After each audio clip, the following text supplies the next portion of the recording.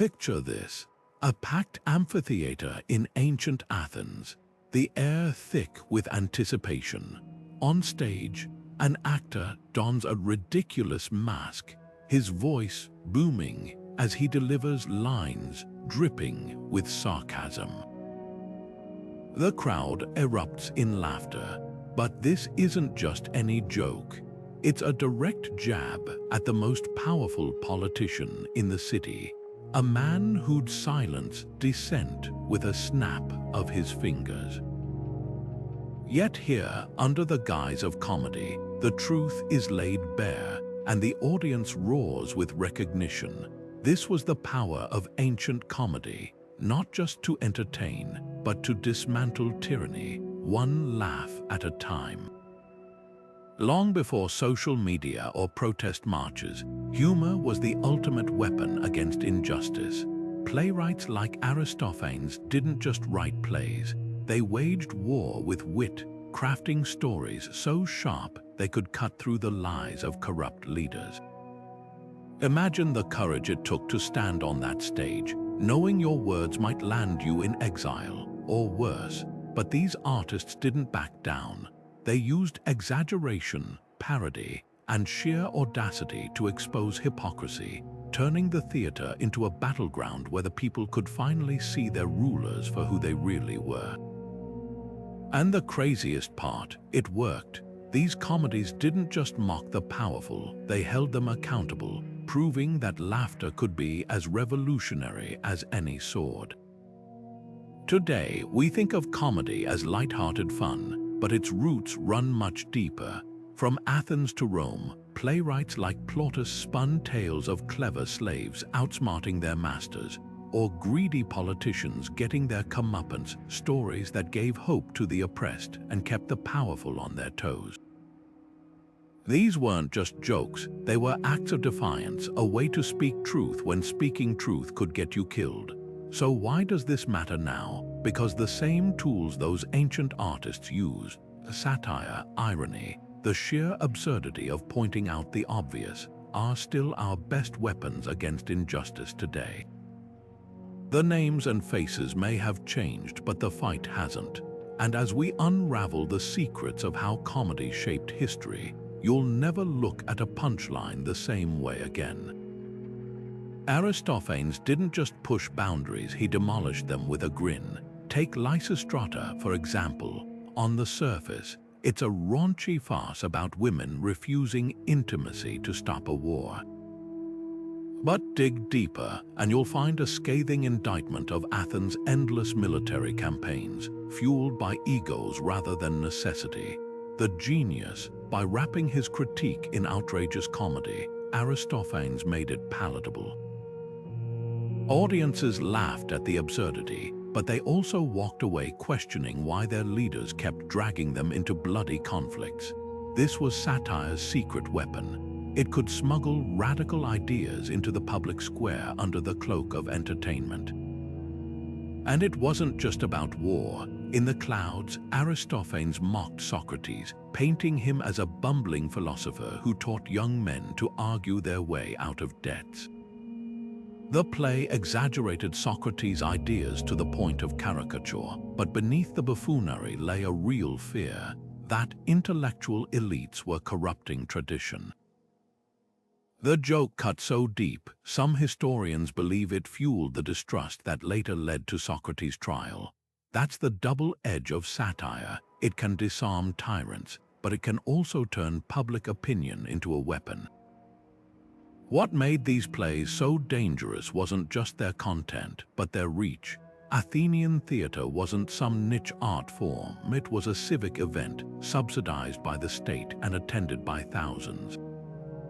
When a playwright ridiculed a politician, the entire city heard it, and because the humor was layered, the elite often couldn't retaliate without looking thin-skinned.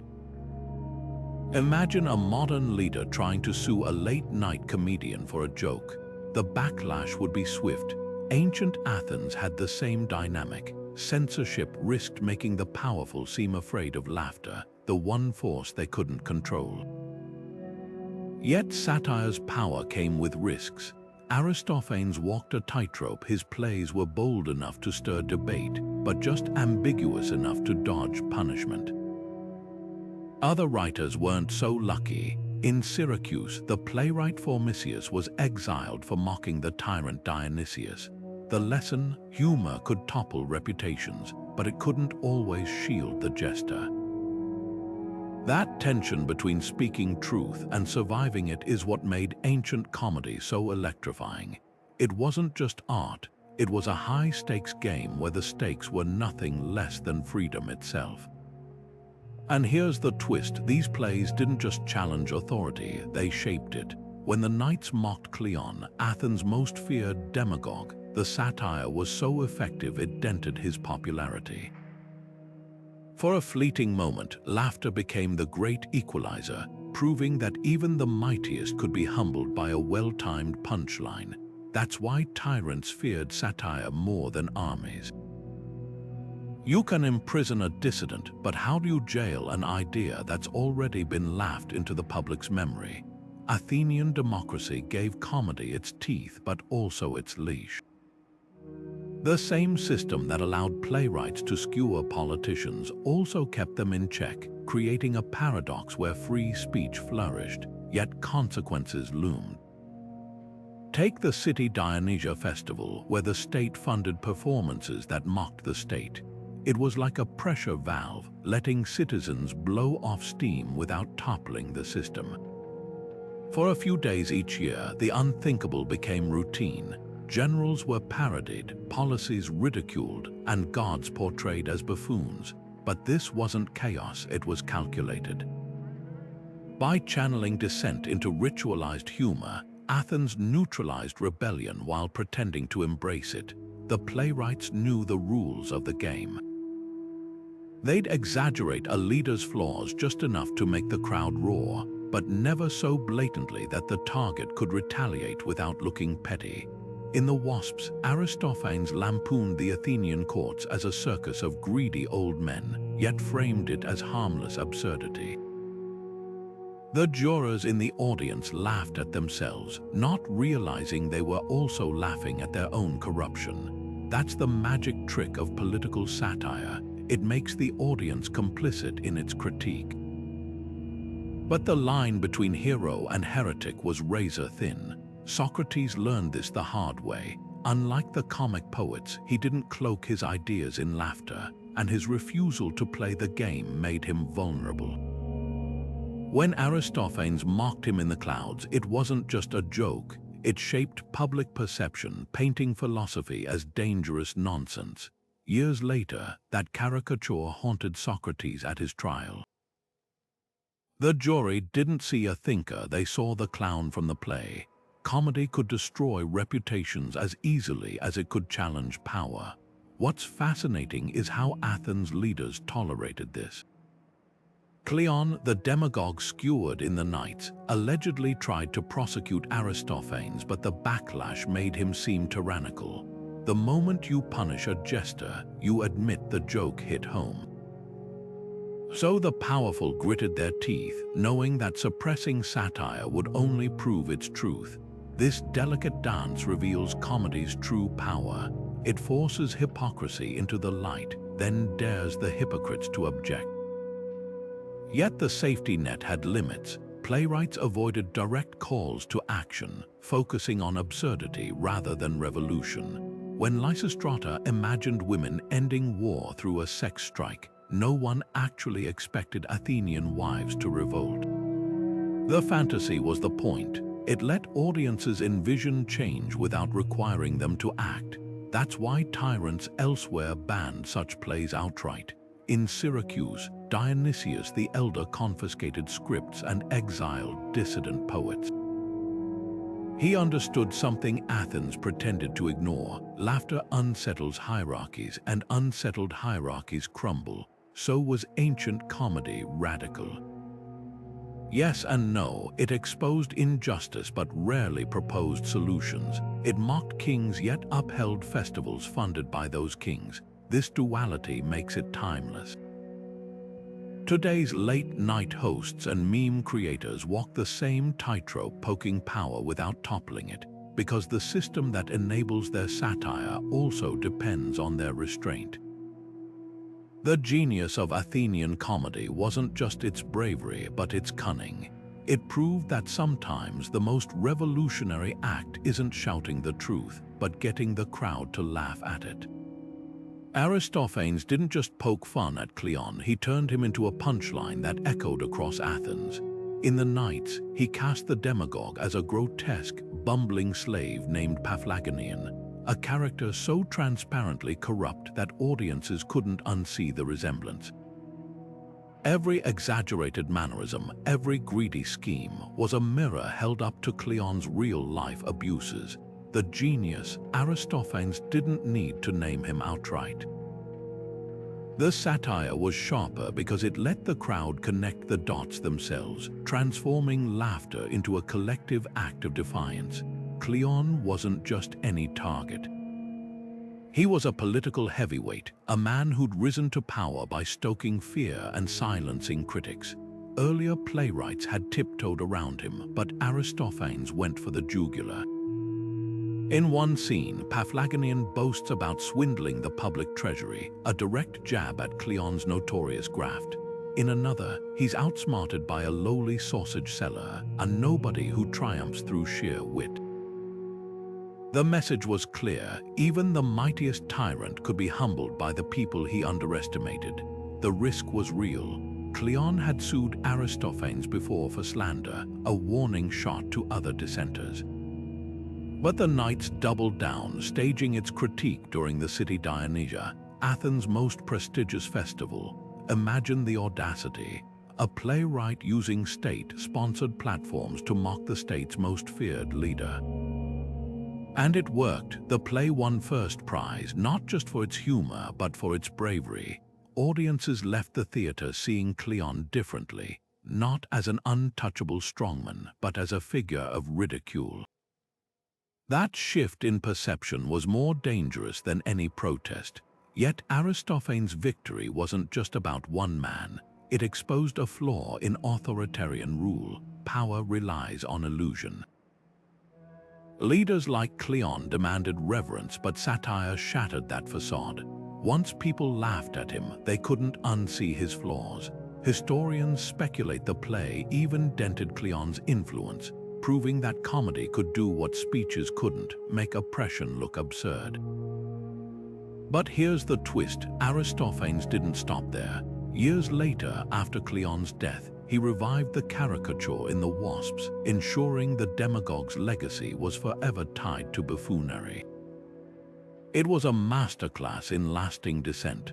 Tyrants could censor speeches, exile critics, but they couldn't erase the jokes that had already seeped into the culture. That's why Cleon's name still conjures images of a blustering fool, not because history condemned him, but because comedy got there first. The duel between poet and politician reveals satire's secret strength. It's not just about mocking the powerful. It's about rewriting their story in a way they can't control. Cleon wanted to be remembered as a hero. Aristophanes made sure he'd be a punchline instead. And in that tension between the stories leaders tell and the ones artists force them to live lies the real power of laughter. Rome took comedy's rebellious spirit and gave it a survival guide. Under the empire's watchful eye, playwrights like Plautus couldn't mock emperors outright, so they got creative. Their stages became a world of upside-down logic, where slaves were the smartest characters and masters were fools. In Pseudolus, a cunning servant outmaneuvers his owner with such flair, the audience can't help but cheer. But here's the trick: the play is set in Greece, not Rome. That geographical sleight of hand let Plautus critique social hierarchies without naming names. The laughter was permission to question the unspoken rule. What if the system wasn't just unfair, but ridiculous? The stakes were higher than punchlines. Unlike Athens, where satire was a civic ritual, Rome's autocrats had zero tolerance for dissent. When the Emperor Augustus exiled the poet Ovid for a poem and a mistake, the message was clear: cross the line and you're gone. Yet comedy thrived by wearing a mask. Terence's The Eunuch spins a tale of mistaken identity and lust, but buried in the farce is a scathing look at class divisions. The wealthy are petty, the enslaved are resourceful, and everyone in the audience knows who really keeps Rome running. What made these plays revolutionary wasn't their plots, but their subtext. A slave outwitting his master wasn't just funny, it was cathartic. For an hour, the underdogs won. The baker, the soldier, the street vendor, they could watch a character like them outthink the elite, then carry that fantasy back into their daily lives. And the emperors, they tolerated it because laughter diffused tension. Let the plebs blow off steam in the theater, and they're less likely to riot in the streets. But the playwrights knew the limits. Plautus never let his slave characters keep their victories. By the final act, order was restored, the clever servant forgiven, the status quo intact. It was satire with a safety net, enough rebellion to feel thrilling, not enough to spark real change. That delicate balance reveals comedy's dual role in oppressive societies. It can be both a whisper of resistance and a tool of control. The genius of Roman comedy lies in what it didn't say. When Terence wrote, Homo sum, humani nihil a me alienum puto, I am human, nothing human is alien to me, he wasn't just crafting a pretty line. He was smuggling empathy into a society built on hierarchy. Every laugh at a bumbling aristocrat, every cheer for a quick-witted slave was a tiny crack in the empire's facade. And in a world where direct protest meant death, those cracks were the closest thing to freedom. The cleverest satirists never needed to name names. They let the audience do it for them. Take Aristophanes' The Birds, where two Athenians flee the city's corruption to found a utopia in the clouds. On the surface, it's a whimsical fantasy about talking birds. But every Athenian in the crowd knew the real target, their own leaders' endless wars and empty promises. By setting the story in a mythical realm, Aristophanes could shrug off accusations. After all, how could a tale about winged creatures possibly critique real politicians? Yet the laughter in the theater proved everyone understood the joke. This wasn't just creativity, it was survival. In Syracuse, the playwright Diphilus staged a comedy where a character lamented, "The best rulers are those who don't steal too much." The line got cheers and got him banished. The difference between Aristophanes' success and Diphilus' exile, layers. Athenian playwrights wrapped their barbs in so much absurdity that accusing them of sedition felt like admitting, yes, this ridiculous caricature is obviously me. The moment a ruler took the bait, they validated the satire. The safest allegories borrowed from myth. Euripides' The Bacchae seemed like a straightforward tragedy about Dionysus punishing a king who denied his divinity. But the original audience saw parallels to their own leaders' arrogance, a warning about power gone unchecked. Even gods could be stand-ins for tyrants, letting playwrights critique without consequences. The key was plausible deniability. When questioned, they could innocently insist, "It's just an old legend," while the crowd winked at each other, yet the system wasn't foolproof. Playwrights still had to gauge the room. A joke that landed one year might spark outrage the next, depending on whose pride was bruised. The comic poet Eupolis learned this the hard way after mocking a general who later drowned in battle suddenly. The humor seemed cruel, not clever. The best satirists weren't just funny, they were cultural meteorologists, sensing when to push and when to pivot. What's remarkable is how these ancient tactics mirror modern ones. Today's political cartoons replace Zeus with a donkey or elephant, while late-night hosts swap Athens for a certain country we won't name. The tools have evolved, but the game remains the same. Make the truth undeniable, but just deniable enough to escape the consequences. Because when laughter becomes a shared language, even the mightiest can't silence it without silencing themselves. In the raucous world of ancient comedy, women and slaves walked a tightrope between mockery and empowerment. Take Aristophanes' The Assemblywomen, where Athenian wives don disguises, infiltrate the assembly, and vote themselves into power, not through violence but by out-arguing the men. The premise is absurd. These women propose sharing wealth equally and abolishing private property, ideas so radical they'd make even modern politicians blush. Yet beneath the farce lies a razor-sharp question. What if those dismissed as foolish or weak were actually the most fit to lead? The genius of this reversal wasn't just in its audacity, but in its delivery. Aristophanes knew Athenians would never accept a serious lecture on gender equality, so he smuggled the argument into a comedy. By exaggerating the women's takeover to ridiculous extremes, one law mandates mandatory attractive partners for the elderly. He made the underlying critique palatable. Audiences laughed at the spectacle, but they also glimpsed a world where hierarchies weren't sacred, just silly. And in that moment of collective laughter, the impossible seemed briefly plausible. Plautus took a different tack with his enslaved characters.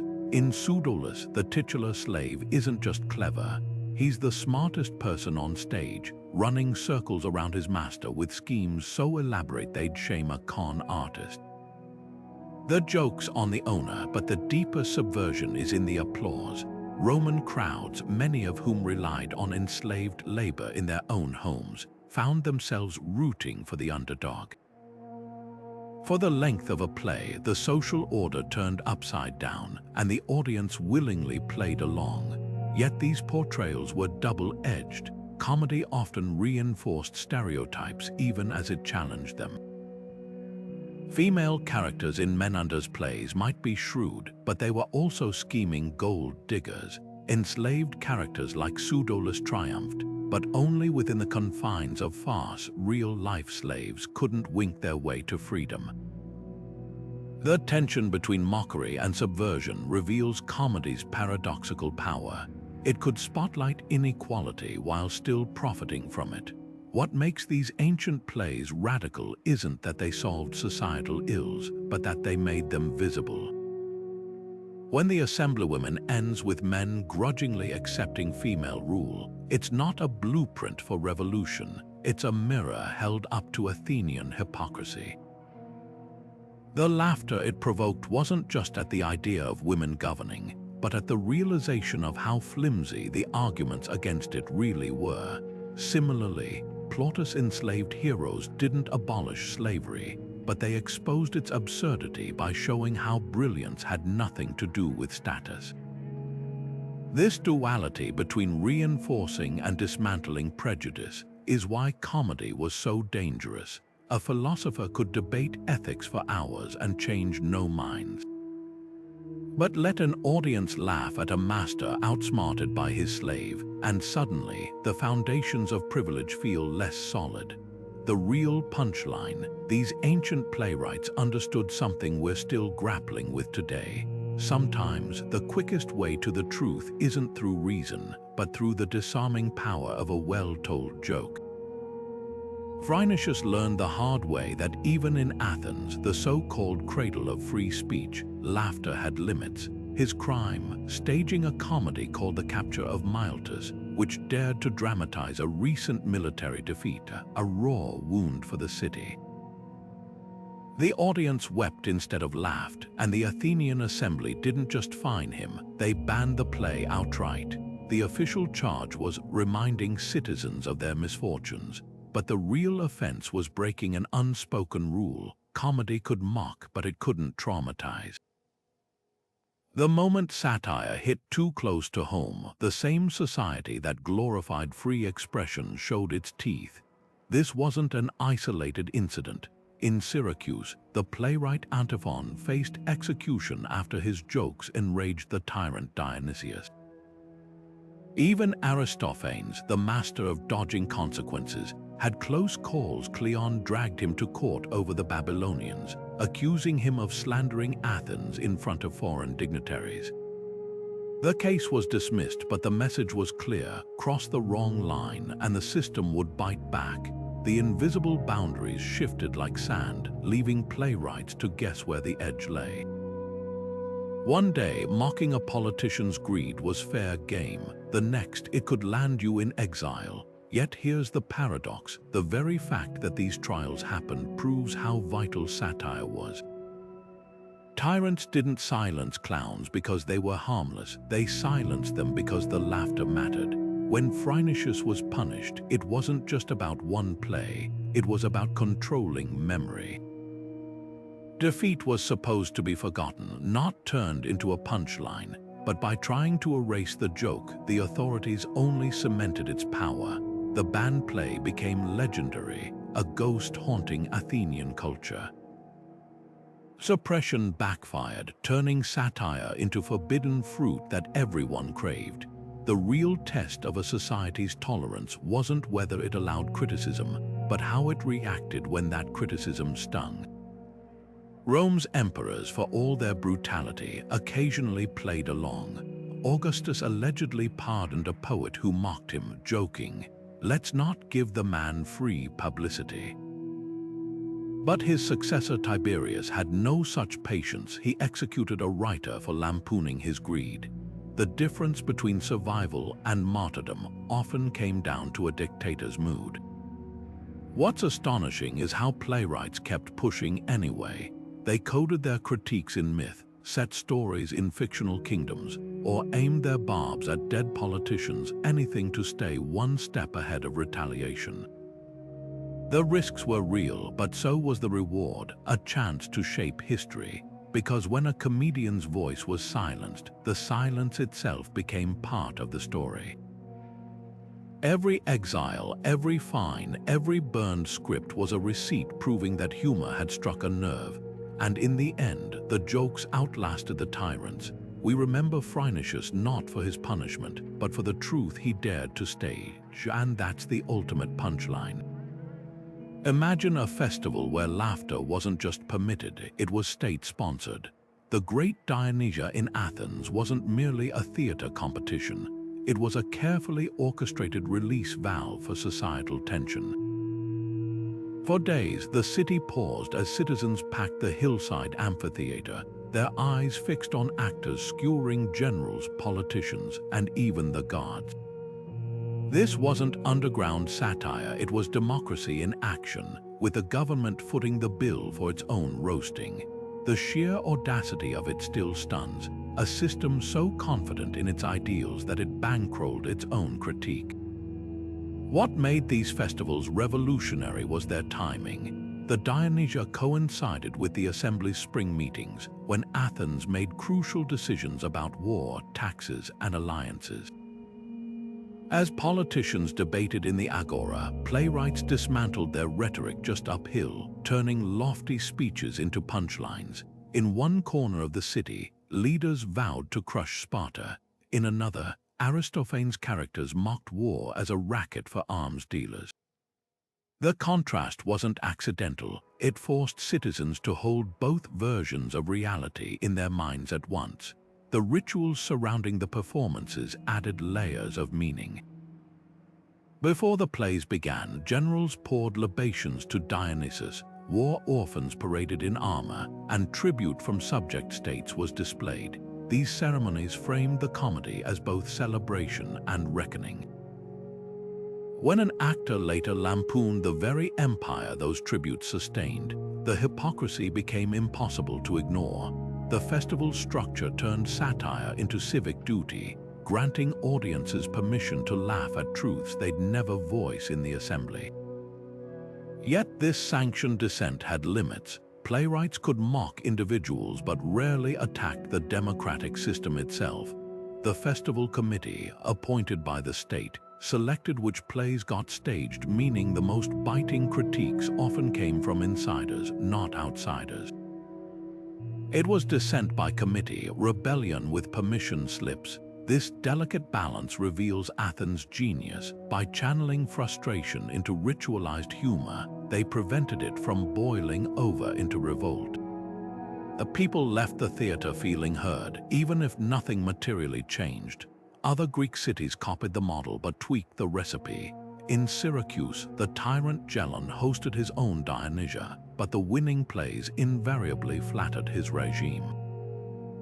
The difference between Athens and its imitators was stark. Real satire thrives where power tolerates discomfort. When laughter must be approved by those it mocks, it loses its teeth. That's why the surviving comedies from authoritarian states feel hollow, while Aristophanes' barbs still draw blood centuries later. The festival's legacy isn't just about free speech, it's about who controls the narrative. Modern elections and press conferences serve some of the same functions, but they lack the Dionysia's visceral power. There's no equivalent today to 20,000 people roaring at a leader's caricature in real time, their collective laughter echoing like a verdict. Social media comes closest, yet algorithms fracture consensus instead of forging it. Ancient Athens understood something we've forgotten. Dissent is most potent when it's communal, when the act of laughing together becomes an unspoken pact that the emperor has no clothes. But the ultimate testament to these festivals' power lies in their afterlife. Rome borrowed the concept but sanitized it, turning political satire into apolitical spectacle. Medieval Europe banned such gatherings entirely, fearing their subversive potential. Even now, the few societies that tolerate mocking rulers through late-night TV or carnival parades do so cautiously, aware of laughter's ability to erode authority. The great Dionysia proved that when a culture makes room for irreverence, it doesn't just entertain citizens, it keeps them invested in the messy, glorious experiment of self-governance. The moment that space vanishes, so does the people's faith in the system, and that's no laughing matter. The echoes of Aristophanes' laughter ripple through our screens every night.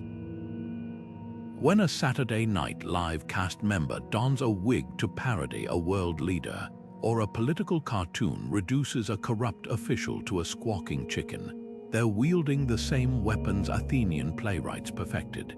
Exaggeration so sharp it reveals truth, irony so thick it smothers hypocrisy. The costumes and platforms have changed, but the game hasn't. Just as ancient comedians draped their critiques in absurdity to evade retribution, John Oliver packages investigative journalism as comedy, and The Daily Show disguises outrage as punchlines, all because humor still disarms power in ways straight reporting can't. Take the case of a New Yorker cartoon depicting a senator stuffing dollar bills into his suit like a cartoonish glutton. At first glance, it's silly. But that's the point. By amplifying greed to ridiculous extremes, the artist makes systemic corruption visible in a way headlines rarely do. It's the modern equivalent of Plautus enslaved tricksters exposing their master's folly. Wrap the lesson in laughter, and the audience swallows it whole. Even the backlash mirrors ancient patterns. When politicians today complain about disrespectful satire, they sound eerily like Cleon whining about Aristophanes. The difference: modern tyrants can't exile their critics, they can only amplify them by taking the bait. Yet the stakes are paradoxically higher now. Ancient playwrights performed for audiences of thousands. Today's satirists reach millions with a single tweet.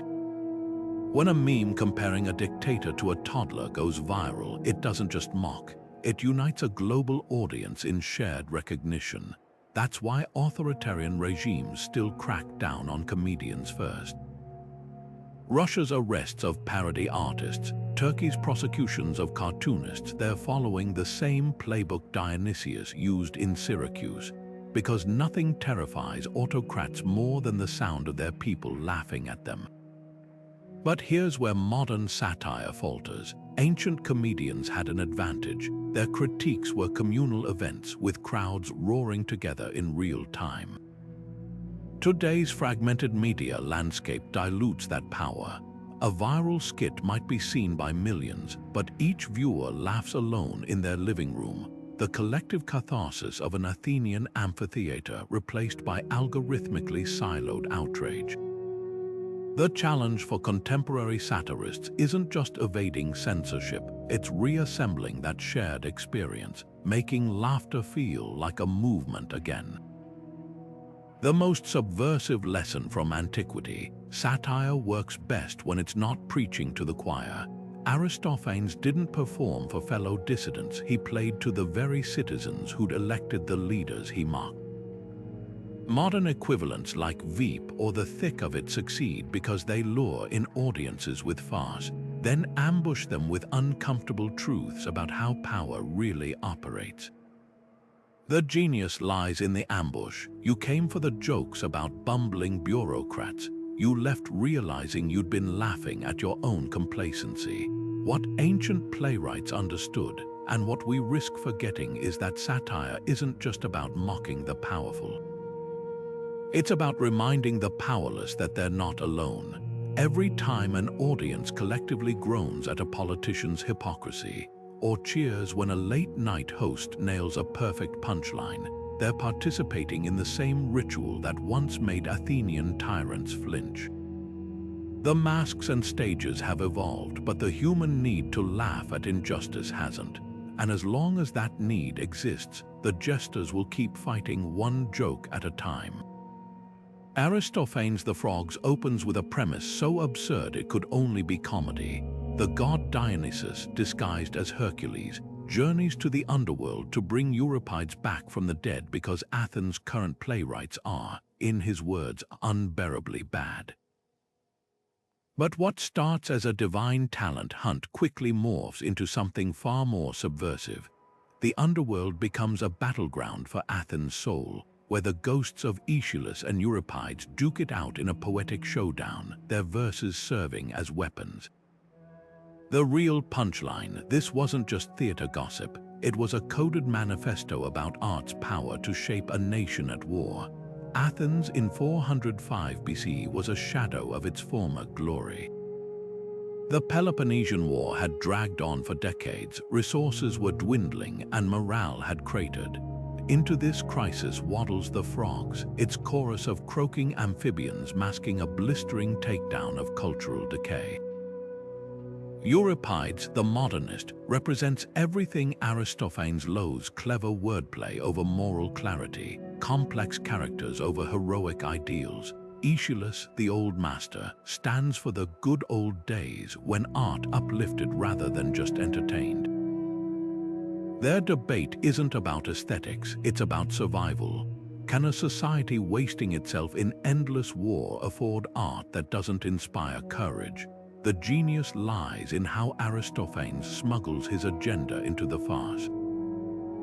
When Aeschylus wins the contest chosen by Dionysus to return and save the city, it's not just a punchline, it's a plea disguised as a gag. Euripides' quips about his rival's bombastic style get laughs, but the play's climax lands like a gut punch. Aeschylus vows to teach Athens better habits by replacing corrupt politicians with poets. The joke cuts deep because it's half serious.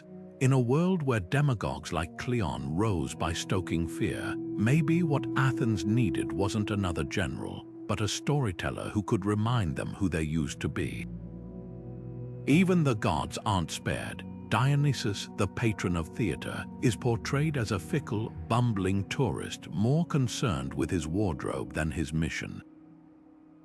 By dragging divinity down to human folly, Aristophanes makes a sly point. If even the gods are ridiculous, why should mortals blindly follow flawed leaders?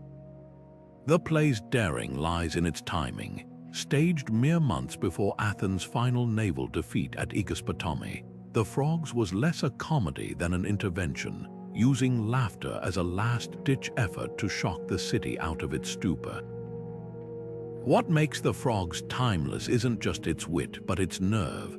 Aristophanes didn't just mock bad art, he argued it was a symptom of civic rot. When Aeschylus declares, "Children have teachers, adults have poets," he's not just defending his craft. He's warning that a culture's stories shape its destiny. The play's most radical joke, the idea that a silly contest between dead playwrights could matter more than battle plans. Because while armies win wars, it's the poets who decide what's worth fighting for, and that's a punchline that still stings today. Slapstick wasn't just clowning around, it was a Trojan horse for truth. In Plautus the braggart soldier, the titular character Pyrgopolynices struts onstage, boasting about conquests he never achieved, only to be humiliated when a clever slave tricks him into thinking a married woman desires him. The scene climaxes with the soldier caught in flagrante, beaten with a stick and fleeing in panic. The audience howls, but beneath the physical comedy lies a razor-sharp critique. The so-called mighty are often frauds, and their power crumbles the moment someone calls their bluff. Roman playwrights mastered this alchemy, turning pratfalls into protest. A master slipping on a greased step wasn't just funny. It mirrored the instability of a system where one misstep could send an aristocrat tumbling from grace. Take the pot of gold, where Eucleo's paranoid hops and jumps to guard his treasure turn him into a human cartoon. His exaggerated movements mirror the absurdity of wealth hoarding in a society where slaves starved. The laughter sticks because it's laced with recognition. The rich aren't just greedy, they're ridiculous. Even the crudest gags carried weight. In Pseudolus, a character mistakes a courtesan for a virgin because she's veiled. A visual punchline mocking the elite's willful blindness to exploitation. The joke lands because it's visceral. You can't unsee the hypocrisy once it's been played out in broad, physical strokes. Slapstick worked like a caricaturist's pen, distorting reality just enough to expose its flaws. The genius of this approach, it bypassed intellectual defenses. A philosopher could debate inequality for hours and change no minds, but let an audience watch a landlord trip over his own greed, and suddenly the abstract becomes undeniable. Physical comedy etched truths into muscle memory. You might forget a speech, but you'd never forget the sight of a tyrant with his pants down. Yet the Romans knew slapstick's limits. Unlike Athenian satire, which often targeted specific politicians, Roman comedy generalized its barbs to avoid retaliation. The buffoonish soldier or miserly old man were archetypes, not portraits, a safety net that let playwrights critique the system without naming names. This ambiguity gave the humor longevity. When a modern sitcom mines laughs from a clueless boss or corrupt CEO, they're inheriting Plautus' playbook. Mock the role, not the person, and the joke stays evergreen. What made slapstick revolutionary wasn't just its ability to critique, but its accessibility. You didn't need literacy or political savvy to get the joke.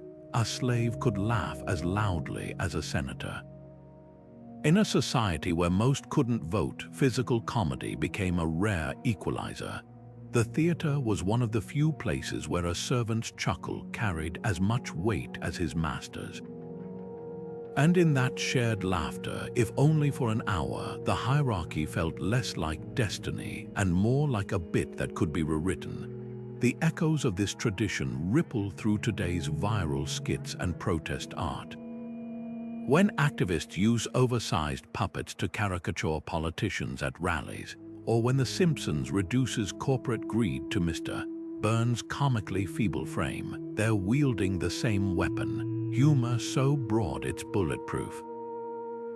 Because nothing disarms power like turning it into a punchline, and nothing makes a truth stick like making it impossible to stop laughing. Every laugh in an Athenian amphitheater came with a price tag, and often, the very politicians being mocked were the ones footing the bill. Take the Korgos, wealthy citizens required by law to bankroll theatrical productions as a form of civic duty. These patrons covered everything from costumes to chorus salaries, turning comedy into a paradox, the elite funding art that ridiculed their own excesses. Why would a man like Cleon, the demagogue skewered in the Knights, tolerate his wealth being used to humiliate him, because refusing would cost more than gold. In Athens, sponsoring drama was a public display of generosity, a way to buy prestige while dodging accusations of tyranny. The system cleverly turned dissent into a status symbol. Criticize me all you like, but remember who paid for your stage. This dance between money and mockery wasn't unique to Athens. Rome's ludi, state-funded games, featured comedies where slaves outsmarted masters' performances paid for by emperors eager to distract the masses with bread and circuses. The irony was thick enough to choke on. Autocrats like Augustus bankrolling plays that subtly questioned autocracy, betting that laughter would vent frustrations without sparking revolt. It was a calculated trade, fund enough farce, and the plebs might forget their poverty. Let the jokes stay just vague enough, and the powerful could pretend they weren't the butt of them. But the money trail reveals comedy's limits. Playwrights knew which hands fed them, and self-censorship often crept in. Aristophanes might savage Cleon, but he rarely attacked democracy itself, only its corrupt actors. The unspoken rule, bite the player, not the game. Even Rome's Plautus, whose enslaved heroes triumphed onstage, always restored the social order by curtain call. The sponsor's influence lurked in these endings, ensuring satire never tipped into revolution. After all, what wealthy patron would fund his own downfall? Yet the system had cracks. Occasionally, a rich outsider like the philosopher Plato would privately finance plays pushing radical ideas, circumventing the usual gatekeepers. And in Syracuse, where tyrants controlled the purse strings, playwrights like Epicharmus faced a stark choice: flatter or flee. The difference between Athens and Syracuse wasn't just about money, it was about who decided which truths were worth laughing at. The economics of ancient comedy hold up a mirror to modern entertainment. Today's satirists still navigate sponsor pressures, whether it's a streaming platform canceling a controversial show or a corporate advertiser fleeing a late-night host's edgy monologue.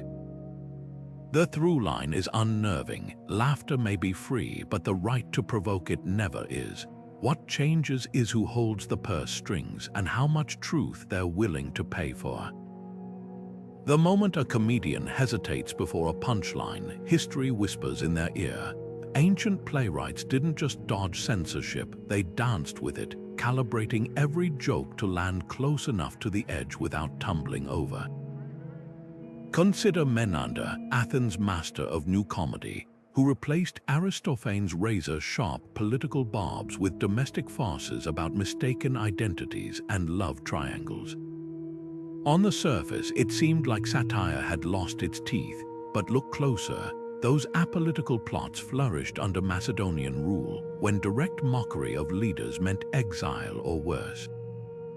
By shifting focus from the assembly to the household, Menander didn't abandon social critique. He smuggled it into stories about controlling fathers and clever slaves, letting audiences read between the lines. The line between bravery and recklessness was razor thin. In Syracuse, the playwright Philemon reportedly starved himself to death after a joke about King Lysimachus backfired, while in Rome, Lucilius avoided naming living targets entirely, writing instead about a certain thick-necked general everyone recognized but couldn't legally pin down. This wasn't cowardice, it was coding. Like modern meme culture, where a single emoji can indict a politician without uttering their name, ancient humor thrived on plausible deniability. When Plautus set the braggart soldier in Ephesus rather than Rome, the geographic sleight of hand didn't dull the satire. It sharpened it by letting the audience feel clever for decoding the subtext. Even the gods weren't safe from self-censorship's calculus. Aristophanes could mock Dionysius as a vain fool in the Frogs, but portraying Zeus as corrupt might have crossed into blasphemy. The difference: cultural permissions. Dionysius, as patron of theater, was fair game. His mythos embraced irreverence, but Zeus symbolized order. Attacking him risked alienating conservatives who tolerated satire only so long as it upheld societal foundations. The boundaries weren't written in stone but in shifting sands, leaving playwrights to rely on instinct. One season, a joke about sacred rituals might get applause. The next, it could trigger riots. The most sophisticated critiques often wore the blandest masks. Take Terence's The Eunuch, which seems like a standard rom-com until you notice the subplot about a soldier buying a teenage girl's freedom. The scene plays for laughs, but the underlying horror that a child's safety depended on the whims of wealthy men pierces through the farce. By embedding social commentary in stock characters and predictable plots, Terence disarmed censors while arming audiences with uncomfortable truths. It's no coincidence that his work survived imperial purges when overtly political plays vanished.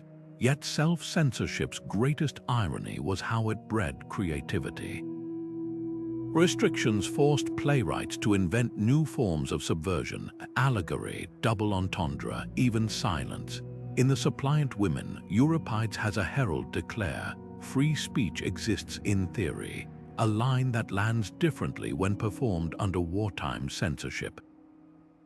The real masterstroke, the play's chorus, usually a vehicle for moralizing, remains conspicuously quiet during this exchange. Sometimes the loudest protest came from what wasn't said. Modern parallels abound. From Soviet-era clown shows mocking bureaucracy through pantomime to the Colbert Report's deadpan parody of conservative punditry, the dance continues. The mechanisms have evolved. Algorithms now play the role of ancient censors, but the core challenge remains: how to make people laugh at power without power laughing last. What ancient playwrights understood, and what every satirist since has rediscovered, is that the tightrope walk between caution and courage isn't a compromise, it's where the most enduring art gets made. Because the joke that survives is the one that outlives its targets. Plato feared laughter like a contagion. In the Republic, he banished poets, and by extension, comedians from his ideal city, convinced their mockery of gods and heroes would erode civic virtue. To him, humor wasn't just frivolous, it was dangerous, a slippery slope that could make citizens question authority rather than revere it. But Aristotle, his star pupil, saw what Plato missed. In Poetics, he called comedy a purgative force, arguing that laughter allowed audiences to release pent-up tensions without resorting to real-world chaos. Their clash wasn't just academic, it was the first shot in a war over humor's soul that still rages today. Ancient comedians didn't need philosophers to justify their craft. They proved its worth nightly on stage. When Aristophanes staged The Clouds, lampooning Socrates as a charlatan who taught students to argue their way out of debts, he wasn't corrupting morals. He was holding a mirror to Athens' anxieties about unchecked intellectualism. The play's absurdity made the critique digestible, wrapping sharp observations in slapstick. Plato might have cringed, but the audience left questioning. If philosophy could be reduced to such farce, what did that say about the real thing? This tension between laughter as distraction and laughter as revelation echoes in every modern debate about satire's role. When The Daily Show covers political scandals with punchlines, critics dismiss it as just comedy, as if humor inoculates truth from consequence. But ancient playwrights understood what some still struggle to grasp. A joke is often the last place left to tell the unvarnished truth. In Rome, Plautus the pot of gold exposed greed through a miser so paranoid he buried his wealth, then forgot where. The audience roared, but the underlying message stuck. Obsession with riches turns people into fools. What Aristotle recognized was comedy's unique alchemy. Tragedy might elevate the spirit, but comedy cleansed it, scrubbing away societal pretenses like a sponge on marble.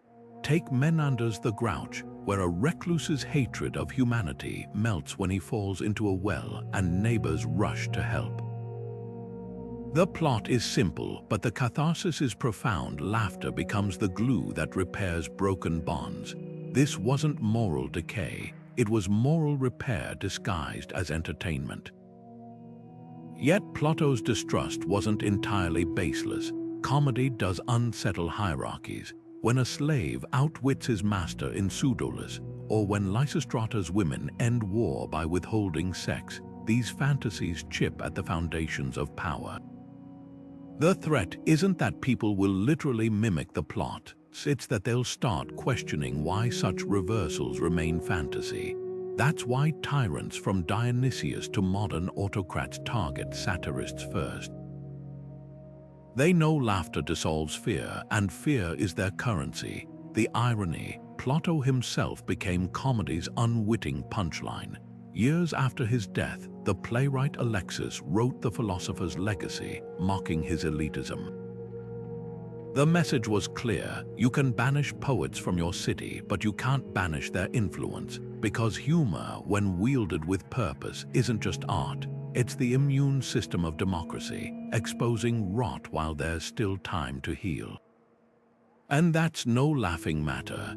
That moment when the entire amphitheater erupted not just at the joke, but at the unspoken name behind it, was comedy's secret superpower. Ancient playwrights didn't just perform for crowds, they turned them into accomplices. Take Aristophanes' The Knights, where the character Paphlagonian never once says Cleon, yet every Athenian in the stands knew exactly who was being skewered. The laughter wasn't just reaction, it was recognition, a collective wink that said, "We see what you're doing, and we're in on it." This wasn't passive entertainment, it was participatory dissent. The genius lay in the gap between what was said and what was understood. When Plautus wrote about a certain general with a taste for other men's wives, Rome didn't need a program note to identify the target. The audience's laughter became proof that the emperor's scandals were open secrets, and their complicity gave the joke teeth. Silence, on the other hand, was deadly. If a line meant to mock a tyrant landed with hollow quiet, the playwright didn't just bomb, he risked exposing his critique as too timid or too obvious. The crowd's reaction was the barometer of a joke's danger, and their laughter was the shield that made it hard to punish. This dynamic turned theaters into echo chambers of subversion. In Syracuse, when the playwright Diphilus had a character sigh, "The best rulers are those who steal moderately," the eruption of cheers terrified the tyrant Dionysius. It wasn't the line itself that stung, it was the roar of agreement from thousands of throats. In that instant, the audience wasn't just watching dissent, they were enacting it, their collective voice magnifying the satire beyond what any lone actor could achieve. Yet the relationship between performer and crowd was a high-wire act, too subtle and the critique evaporated, too obvious and it invited retaliation. Menander mastered this balance in The Grouch, where a misanthrope's change of heart mirrored Athens' exhaustion with perpetual war. The play never mentioned politics outright, but the standing ovations hinted at deeper resonance. The audience wasn't just applauding the story, they were endorsing its unspoken message. "We're tired of this too." Modern parallels abound. Think of a late-night host quipping about a very stable genius, or a meme comparing a leader to a melting ice cream cone. The humor hinges on shared knowledge, on the viewer's ability to connect the dots.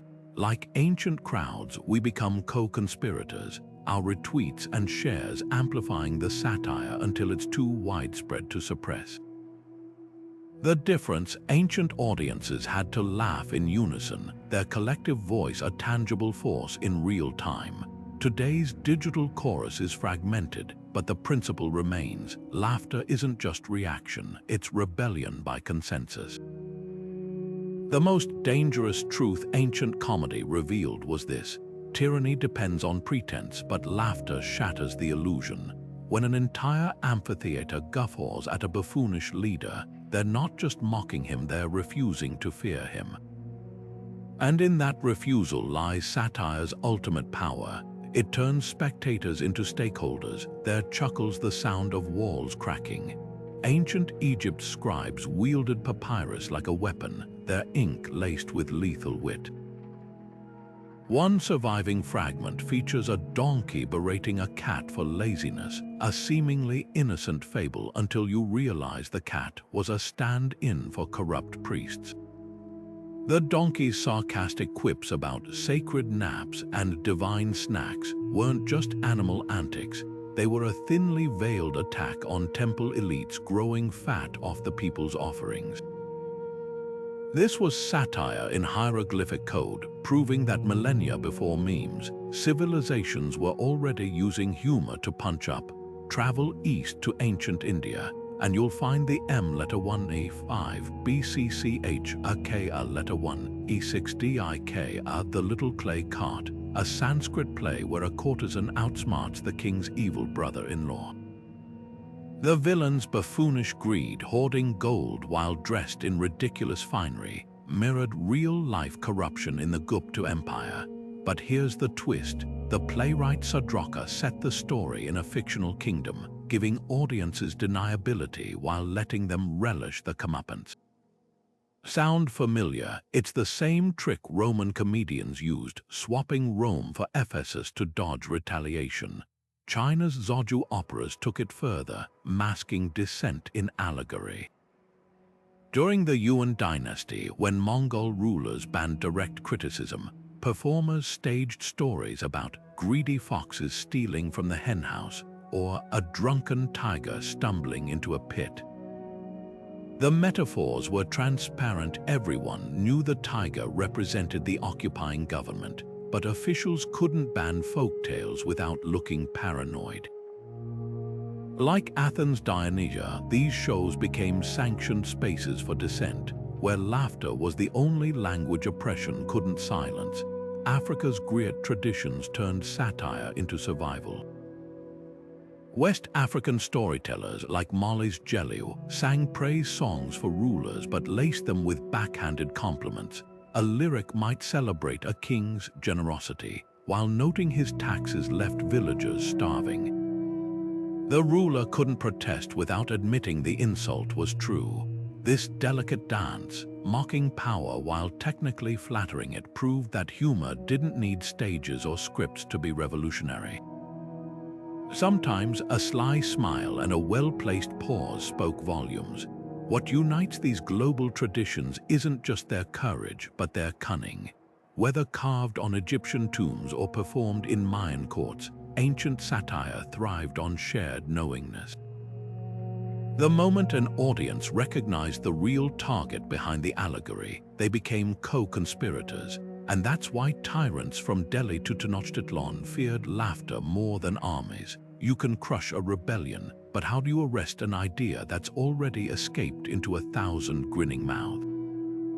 The answer, as history shows, is you can't, because humor is humanity's oldest inside joke, and everyone's in on it except the powerful. Imagine walking through the agora in ancient Athens and overhearing two merchants arguing not with facts or figures, but with punchlines ripped straight from last week's comedy festival.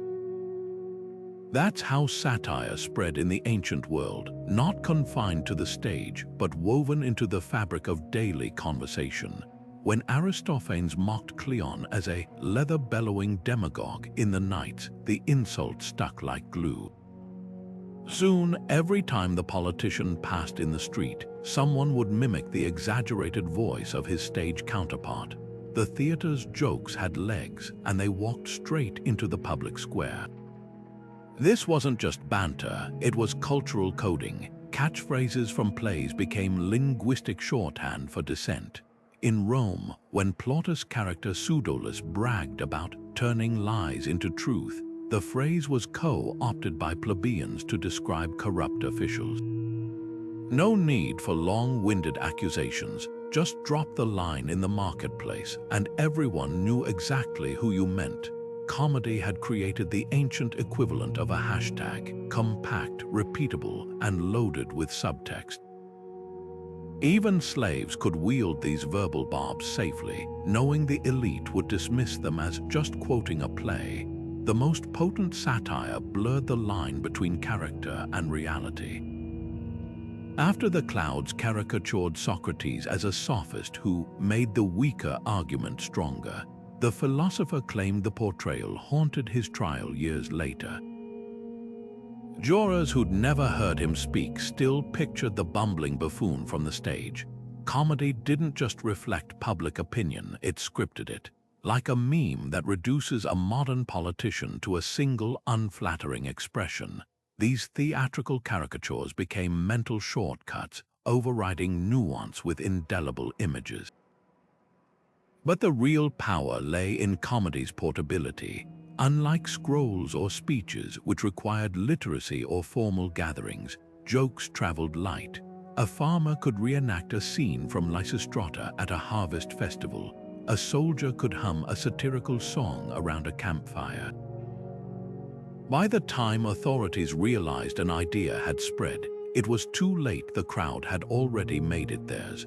When Macedonian rulers banned political comedy in Athens, underground productions sprang up at weddings and symposia, proving humor couldn't be caged. Parallels to today are uncanny. Think of how a Saturday night live sketch can redefine a politician overnight, or how protesters chant movie quotes to mock authoritarian regimes. Ancient playwrights discovered something we're still grappling with. Laughter doesn't just entertain, it rewires collective perception. When a joke becomes folklore, it does more than mock power.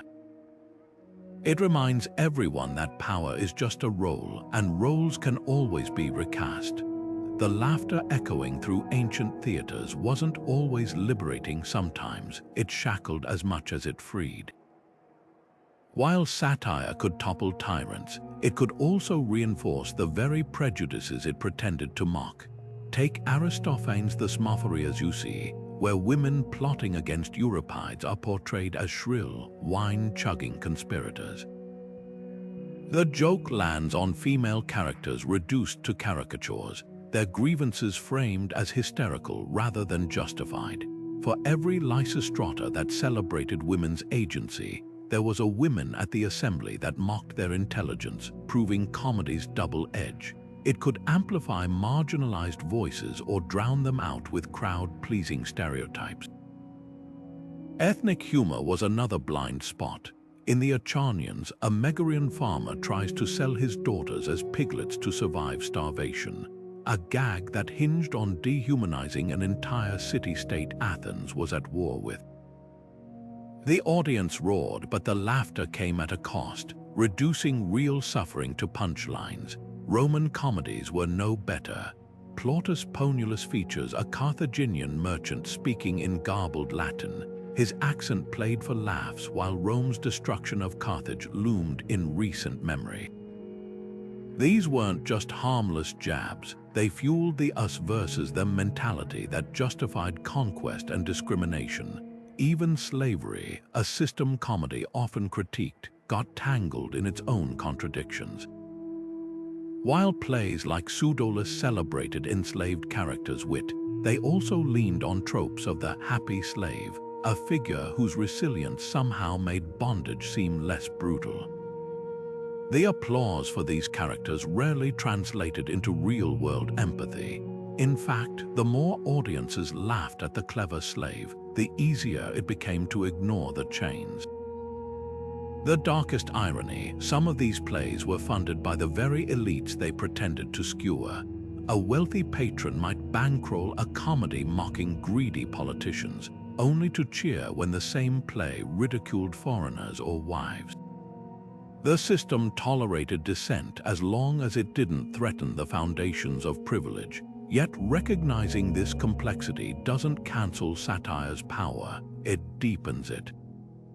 The same stages that hosted xenophobic jokes also gave us the frog's plea for unity and the eunuch's quiet indictment of exploitation. Ancient comedy wasn't purely heroic or villainous, it was human. And like all human tools, it could build or break depending on who held it and who it was aimed at. The lesson isn't to dismiss these plays, but to wrestle with their contradictions, just as their original audiences did. Because the true test of satire isn't whether it offends, but whether it makes us question why we're laughing and who might be left out of the joke. Aristophanes would have thrived in the age of viral memes. His greatest weapon, the ability to smuggle biting critique into something that looked like entertainment, is the same tactic modern activists use when they dunk on politicians with a perfectly timed GIF or a satirical TikTok. Take the way he disguised his takedown of Cleon in the Knights as a slapstick romp about a blustering servant. Today's equivalents, late-night hosts packaging investigative journalism as comedy, or anonymous Twitter accounts turning corporate greed into absurdist cartoons. The lesson is timeless. Wrap your message in laughter, and it slips past defenses. People who'd scroll past a think piece will gladly share a meme that makes the same point, not realizing they've just become ambassadors for Dissent. Allegory was Aristophanes' armor, and it's just as vital now. When he set the birds in a fictional cloud city, he wasn't just world building, he was building a legal shield. Modern activists do the same. Consider the Handmaid's Tale-inspired protests, where women in red cloaks silently line government buildings. The dystopian imagery critiques real policies without naming names, making the message impossible to ignore but slippery to punish. Or look at how Russian punk band Pussy Riot cloaked their anti-Putin lyrics in absurdist performance art. Like ancient playwrights, they mastered the art of saying everything while seeming to say nothing, forcing power to either ignore them or crack down and reveal its thin skin. But the real genius of ancient comedy was its ability to turn laughter into a collective act of resistance. When an Athenian audience roared at a politician's stage counterpart, they weren't just spectators, they were collaborators, affirming the joke's truth through sheer volume. Today's protests harness the same power. During Hong Kong's Umbrella Movement, protesters sang Les Miserables songs in unison. In Belarus, crowds ironically clapped at riot police. These weren't just stunts, they were psychological warfare, weaponizing the fact that mockery stings more when it's chorused. Tyrants can jail a dissident, but how do you arrest 1,000 people laughing in unison? The brilliance of this approach, it exploits the paradox of authoritarianism. Crack down on overt rebellion and you look strong. Crack down on jokes and you look scared. Cleon could have ignored the Knights, but suing Aristophanes only cemented the play's accusations. Modern autocrats face the same lose-lose scenario. When Turkey's Erdogan sued a cartoonist for drawing him as a cat tangled in yarn, the verdict didn't silence criticism. It turned the cartoon into a global symbol of press freedom. There's a reason today's most oppressive regimes ban satire first. North Korea outlaws comedy about the Kim family. Russia fines TikTokers for disrespecting authority. They understand what Athens knew. Laughter doesn't just mock power, it redistributes it. Every chuckle at a leader's expense chips away at the fear they rely on. And in an era where a single viral joke can reach millions before breakfast, the ancient playwrights' tactics aren't just relevant, they're revolutionary. The pen might be mightier than the sword, but as history shows, the punchline is mightier than both. Aristophanes never imagined his punchlines would echo in a courtroom, but history has a way of turning jokes into verdicts. The Clouds was meant as a romp, poking fun at Socrates' reputation for turning young men into clever arguers. The philosopher is portrayed as a buffoonish guru teaching students to make the weaker argument stronger, his head literally in the clouds while spouting nonsense. Audiences howled, but the laughter left scars. Years later, during Socrates' trial for corrupting the youth, prosecutors reportedly cited the play as proof of his dangerous influence. Whether the charge held weight is debatable, but the damage was done. Comedy had painted a target and reality aimed the arrow. What makes the clouds so chilling isn't just its potential role in Socrates' downfall, but how casually it blurred art and consequence. Aristophanes wasn't crafting propaganda. He was chasing laughs, using the philosopher as a convenient stand-in for Athenian anxieties about intellectual elites.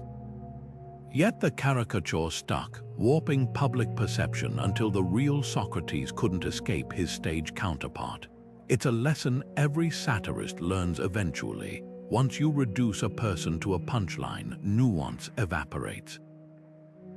Modern parallels are everywhere. Think of how political memes flatten complex figures into simplistic villains, or how viral edits distort speeches into sound bites. The mechanism hasn't changed in millennia, yet the clouds also reveal satire's paradoxical power. The same play that may have harmed Socrates also immortalized him. Without Aristophanes' mockery, would we remember the philosopher's quirks so vividly? The playwright accidentally preserved details: Socrates' bare feet, his habit of staring into space, that later biographers treated as sacred. Comedy didn't just condemn, it documented, capturing truth. Straight-faced histories often sanitized. Even Plato, who blamed poets for society's ills, borrowed theatrical techniques for his dialogues, staging philosophical debates like scenes from a play. The line between mockery and memorial was thinner than the parchment it was written on. The danger lies in who controls the narrative. Ancient Athens had no fact-checkers, no op-eds to counterbalance a hit piece disguised as farce. When the clouds depicted Socrates denying the gods, it wasn't just a joke. It became ammunition for his accusers. Today's misinformation wars follow the same blueprint. A comedian's exaggerated bit gets clipped and shared as evidence, divorced from context. The difference: Athenian audiences at least knew they were watching fiction. Modern algorithms erase that line, amplifying satire until it's indistinguishable from slander. What saves satire from becoming mere weaponry is intent. Aristophanes' later works suggest regret. He revised the clouds after Socrates' death, softening the portrayal. Playwrights like Menander took heed, crafting gentler comedies where misunderstandings replaced malice. The lesson wasn't to stop mocking, but to mock wisely. Because when laughter becomes a loaded gun, even the jester must ask, who's really pulling the trigger? The answer might just determine whether satire heals or only wounds. In ancient Babylon, the king didn't just tolerate mockery, he knelt for it. During the Akitu festival, the monarch would stand before the high priest, stripped of his regalia, and endure a ritual slap across the face while the crowd jeered. This wasn't rebellion, it was state-sanctioned humiliation, a ceremonial reset button for power. The message was clear: no ruler was above reproach, and laughter served as society's equalizer. Across the Mediterranean, Rome's Saturnalia turned the social order upside down. Slaves dined at their masters' tables, while politicians suffered roasts from street performers.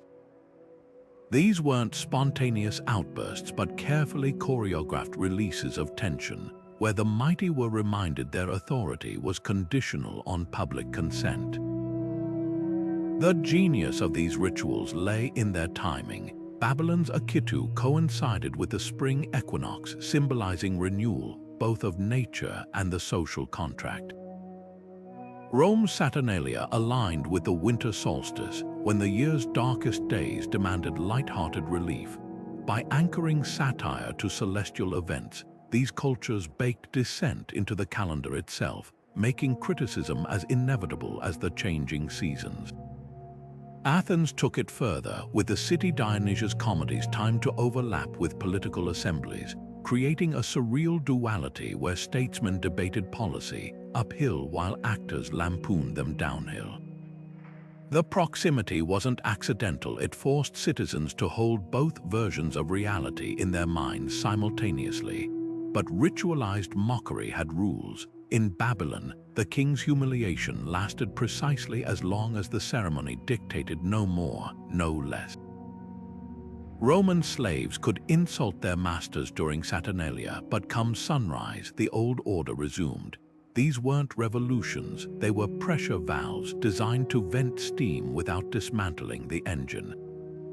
The most subversive element, the powerful, had to participate willingly. When an emperor joined Saturnalia's revelry, his laughter, however forced, signaled consent to the game, publicly acknowledging that even he wasn't beyond reproach. The risks of skipping these rituals proved catastrophic. When Persian kings abandoned similar traditions, viewing them as beneath their divine status, they severed the emotional tether between ruler and ruled. Athens, too, learned the hard way after Macedonian occupation suppressed the Dionysia's political comedies. Resentment festered until it exploded in violent uprisings.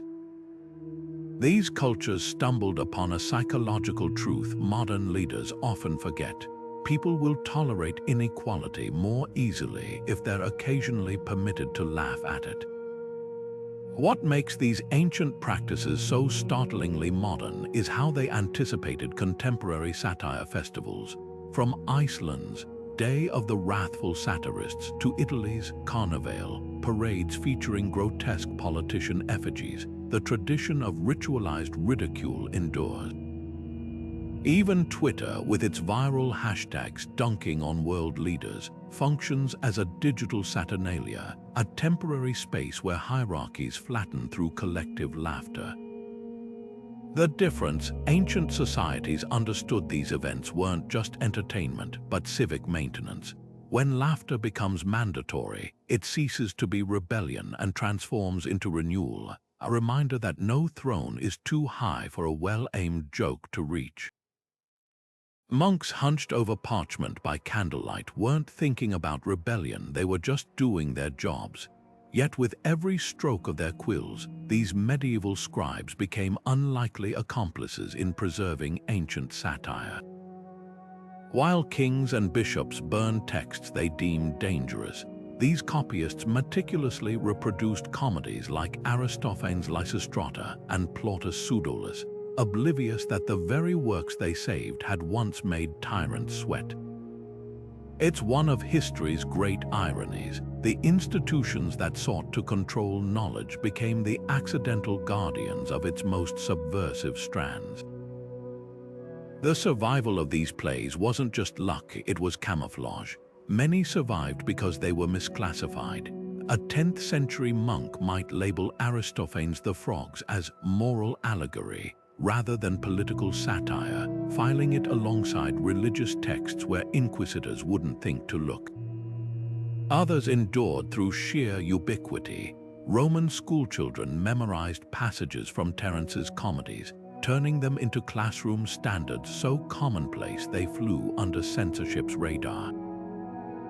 The most dangerous ideas often hide in plain sight, disguised as education or entertainment. Even the physical form of these texts helped them cheat oblivion. Papyrus scrolls crumbled, but parchment codices repurposed and stitched into new books could last centuries. Scholars have found fragments of Menander's plays scraped clean and rewritten as liturgical texts, the original comedy faintly visible beneath layers of Christian scripture. Like prisoners carving messages into prison walls, these palimpsests carried whispers of laughter across generations. The real miracle isn't that these works survived, it's how they traveled.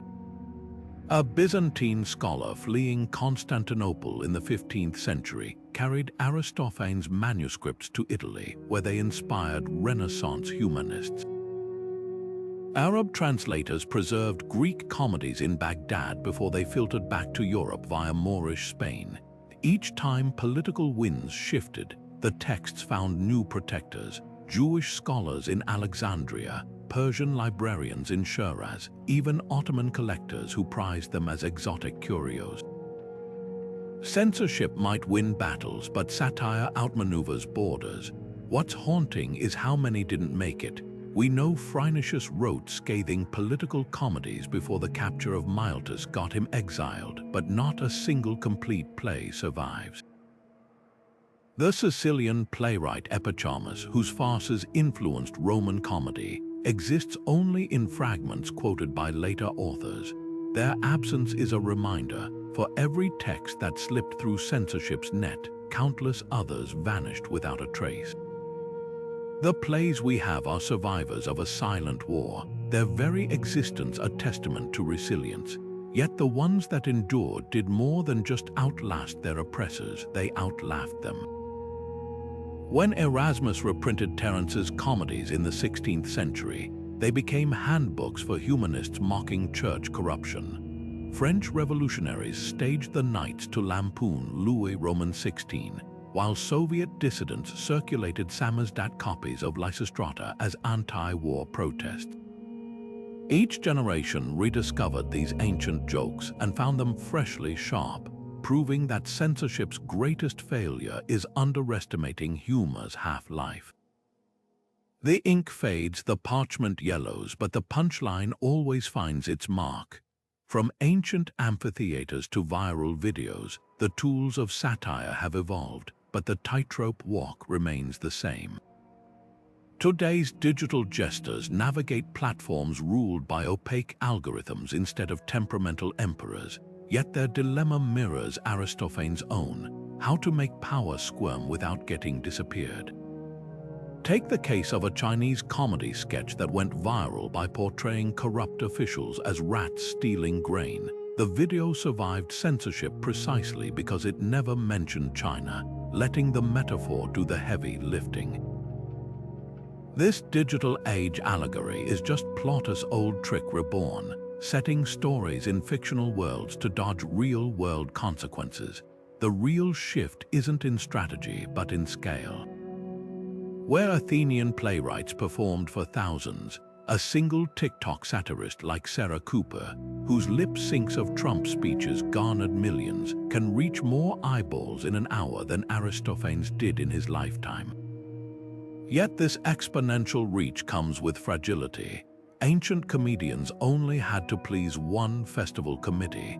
Modern creators must appease algorithmic gatekeepers that penalize controversial content. When YouTube demonetizes videos critiquing authoritarian regimes under vague guidelines, it recreates the same chilling effect Roman censors achieved by exiling poets. What's chillingly familiar is how tyrants still reveal their insecurity by targeting humor first. Russia's arrest of the schoolgirl meme teen, who posted cartoons mocking corruption, directly parallels Syracuse's execution of Formicius for joking about Dionysia's taxes. Both regimes understood the same truth: laughter dissolves the aura of invincibility that dictators cultivate. Modern tools just amplify the stakes. A viral meme comparing Kim Jong-un to a toddler with a missile launcher doesn't just mock, it punctures nuclear intimidation with absurdity, making the threat feel manageable through collective ridicule. Yet today's satirists face unique minefields their predecessors never imagined. Ancient playwrights feared the tyrant's wrath, but at least the rules were clear. Digital creators battle shadow bans and demonetization punishments delivered not by human censors, but by unfeeling code. When Facebook's algorithm accidentally flagged the Declaration of Independence as hate speech in 2018, it proved how automated systems struggle with coded dissent. A Roman playwright could argue his case before a magistrate. A modern YouTuber appealing a takedown faces an algorithmic black box. The most promising evolution lies in satire's new collaborative nature. Athenian comedy was a monologue delivered to a crowd, but digital satire thrives on participation. Hong Kong protesters photoshopping police into characters from Les Miserables, or Belarusians turning state propaganda into ironic meme formats. These are crowd-sourced acts of defiance Aristophanes would envy. When a Turkish court ordered the arrest of a man retweeting political jokes, The resulting #solidarity with memes campaign saw thousands flood Twitter with identical satire, overwhelming censors through sheer volume. Ancient playwrights had to make audiences laugh. Today's movements make audiences into co-creators. What remains unchanged is humor's role as society's immune system. Just as the Frogs diagnosed Athens' cultural decay during wartime, John Oliver's segments on healthcare corruption or Samantha Bee's rants about gender inequality serve as comedic biopsies of modern ailments. The delivery method has upgraded from parchment scrolls to 4K video, but the mission endures: to expose what power tries to hide, using the one weapon it can never fully control, the irrepressible human urge to laugh at the absurdity of it all. Ancient comedy wielded laughter like a scalpel, cutting through the armor of power to expose its fragile core. When Aristophanes made Cleon the butt of every joke or Plautus let enslaved characters outwit their masters, they weren't just entertaining, they were reprogramming how society saw authority. Think of it as psychological jujitsu. By turning oppression into absurdity, these playwrights flipped the script, making the mighty look ridiculous instead of fearsome. That transformation was more dangerous than any rebellion. Armies can crush dissent, but how do you arrest an idea that's already infected the public imagination through laughter? What makes this legacy so vital today isn't just its boldness, but its blueprint for resistance. Modern satire, whether it's a meme comparing a dictator to a crying toddler or a late-night bit unpacking corporate greed, follows the same playbook ancient comedians wrote. The tools have changed, but the strategy remains: disguise truth as entertainment so it slips past defenses. Just as Athenian audiences left the theater humming tunes that mocked warmongering politicians, we now share viral videos that dismantle propaganda faster than fact-checkers ever could. The through line is unmistakable. From the masks of Greek theater to the avatars of Twitter, humor has always been democracy's stealth bomber. Yet the real lesson isn't just about mocking tyrants, it's about reclaiming agency. Ancient festivals like the Dionysia or Saturnalia didn't just permit ridicule, they ritualized it, building moments where hierarchies temporarily dissolved. When you laugh at power, you're not just venting frustration, you're rehearsing a world where that power isn't absolute. That's why authoritarian regimes still jail satirists first. They understand what the playwrights knew: laughter doesn't just reflect dissent, it incubates it. Every chuckle at a leader's expense is a tiny revolution, proof that fear hasn't fully taken root. So the next time you retweet a political cartoon or snort at a satirical headline, remember, you're not just killing time, you're activating an ancient survival mechanism, one that's outlasted empires and silenced censors.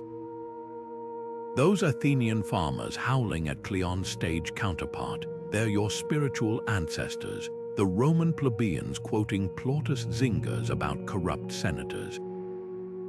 That's your cultural DNA. This isn't passive entertainment, it's participatory democracy in its purest form. Because when the powerful can't stand being laughed at, that's not their weakness, it's